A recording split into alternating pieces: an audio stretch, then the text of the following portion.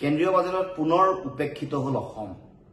আমি দেখিবলৈ পাইছো এবাৰ বাজেটত যি সময়ত অসমত বানপানী গৰাখহনীয়াই ভয়াবহ ৰূপ ধাৰণ কৰিছে, 19খন জিলাৰ 24 লাখ মানুহ বানপানীত আক্ৰান্ত হৈছে। সেই সময়ত কেন্দ্ৰীয় চৰকাৰ তৃতীয়বাৰৰ কাৰণে মোদীৰ যিখন চৰকাৰ আহিল, এইখন চৰকাৰ প্ৰথমখন বাজেটত অসমক তেওঁলোকে বানপানীক লৈ কোনো ধৰণৰ তেওঁলোকে সিদ্ধান্ত গ্ৰহণ কৰা নাই, কোনো ধৰণৰ ধন আবণ্টন দিয়া নাই। তাৰ বিপৰীতে বিহাৰৰ দৰে ৰাজ্যক 11,500 কোটি টকা বান প্ৰতিৰোধৰ কাৰণে তেওঁলোকে ইতিমধ্যে সিদ্ধান্ত গ্ৰহণ কৰিছে।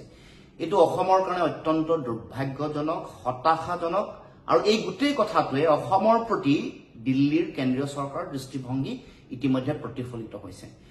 এ ফৰ আছাম বুলি কৈ থকা প্ৰধানমন্ত্ৰী নৰেন্দ্ৰ মোদীয়ে আচলতে বা তেওঁলোকৰ গোটেই চৰকাৰখনে অসমৰ যিটো মৌলিক সমস্যা বানপানী গৰাখহনীয়া, ইয়াক প্ৰতিৰোধ কৰা, ইয়াৰ স্থায়ী সমাধান উলিয়া আৰু ইয়াত আক্ৰান্ত হোৱা যিসকল ব্যক্তি আছে তেওঁলোকক পুনৰ সংস্থাপন কৰি সাহায্য দিয়াৰ যিটো কথা, এই কথা তেওঁলোকে উল্লেখ নকৰিলে বা এই ধন আবণ্টন নিদিলে।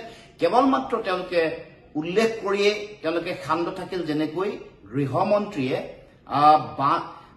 বান সদৃশ পৰিৱেশ হোৱা বুলিহে তেওঁ ঘোষণা কৰিছিল। গতিকে এই যিখন বাজেট, এইখন আমাৰ কাৰণে অত্যন্ত হতাশাজনক। বাজেটখনত কৈছে যে যিসকল দুখীয়া মানুহ আছে, দৰিদ্ৰ সীমাৰেখাৰ তলৰ মানুহ আৰু নিম্ন মধ্যবিত্ত পৰিয়ালৰ মানুহক তেওঁলোকে সকাহ দিছে, তেওঁলোকৰ কল্যাণৰ কাৰণে, বিশেষকে দুখীয়া আৰু নিম্ন মধ্যবিত্তৰ তেওঁলোকৰ কল্যাণৰ এখন বাজেট বুলি দেশৰ বিত্তমন্ত্ৰীগৰাকীয়ে দাঙি ধৰিছে। কিন্তু দেখি আচৰিত লাগিব যে মোবাইলৰ ৰিচাৰ্জ, মোবাইল এনেকুৱা বস্তু বাহনিৰ দাম হ্ৰাস কৰাৰ বিপৰীতে যিবোৰ অত্যাৱশ্যকীয় সামগ্ৰী আছে, বিশেষকৈ পেট্ৰল, ডিজেল, গেছৰ ৰন্ধন গেছ, তাৰ উপৰিও জীৱনদায়িনী ঔষধ বা আন ঔষধৰ দাম কমাবৰ কাৰণে কোনো ধৰণৰ সিদ্ধান্ত গ্ৰহণ কৰা নাই। তাৰ বিপৰীতে যিটো কৰ্পৰেট কৰ যিটো আছে, এইটো হ্ৰাস কৰা দেখিবলৈ পাইছো। অৰ্থাৎ এই বাজেটখন পুঁজিপতি বণিক গোষ্ঠীৰ কাৰণে সহায় হোৱা এখন বাজেট, সাধাৰণ দৰিদ্ৰ জনগণৰ কাৰণে কোনো ধৰণৰ ব্যৱস্থা গ্ৰহণ কৰা নাই। নিবনুৱা সমস্যা মোকাবিলা কৰা, আন বিশেষকৈ